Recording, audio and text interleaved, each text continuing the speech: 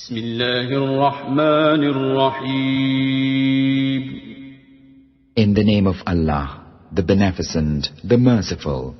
وَجَعَلْنَا السَّمَاءَ سَقْفًا مَحْفُوظًا وَهُمْ عَنْ آيَاتِهَا مُعْرِضُونَ.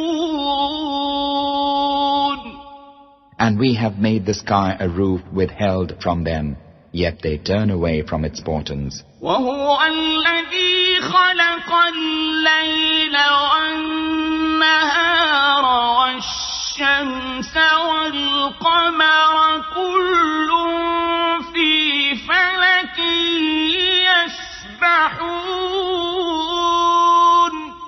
And He it is who created the night and the day, and the sun and the moon, they float each in an orbit. بسم اللہ الرحمن الرحیم. شروع اللہ کا نام لے کر جو بڑا مہربان نہایت رحم والا ہے. اور آسمان کو محفوظ چھت بنایا، اس پر بھی وہ ہماری نشانیوں سے منہ پھیر رہے ہیں. اور وہی تو ہے جس نے رات اور دن اور سورج اور چاند کو بنایا، یہ سب اپنے اپنے مدار میں تیر رہے ہیں. بنا کہتے ہیں قبے اور خیمے کے کھڑا کرنے کو، جیسا کہ صحیح بخاری مسلم وغیرہ میں رسول صلی اللہ علیہ وسلم کا فرمان ہے، اسلام کی بنائیں 5 ہیں، جیسے 5 ستونوں پر کوئی قبہ یا خیمہ کھڑا ہوا ہو. پھر آسمان جو مثل چھت کے ہے، یہ ہے بھی محفوظ، بلند پہرے چوکی والا کہ کہیں سے اسے کوئی نقصان نہیں پہنچتا، بلند و بالا اور اونچا اور صاف ہے. جیسا کہ ابن ابی حاتم کی تفسیر میں بسند حسن رسول صلی اللہ علیہ وسلم کا فرمان ہے کہ کسی شخص نے رسول اللہ سے سوال کیا کہ یہ آسمان کیا ہے؟ آپ نے فرمایا رکی ہوئی موج ہے. لیکن لوگ اللہ کی ان زبردست نشانیوں سے بھی بے پرواہ ہیں. جیسا کہ اللہ کا سورہ یوسف کی آیت نمبر 105 میں فرمان ہے، جس کا ترجمہ ہے، آسمان و زمین کی بہت سی نشانیاں ہیں جو لوگوں کی نگاہیں تلے ہیں، لیکن پھر بھی وہ ان سے منہ موڑے ہوئے ہیں.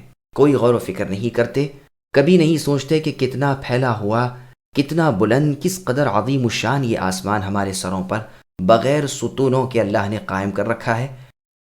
پھر اس میں کس خوبصورتی سے ستاروں کا جڑاؤ ہو رہا ہے، ان میں بھی کوئی ٹھہرا ہوا ہے، کوئی چلتا پھرتا ہے.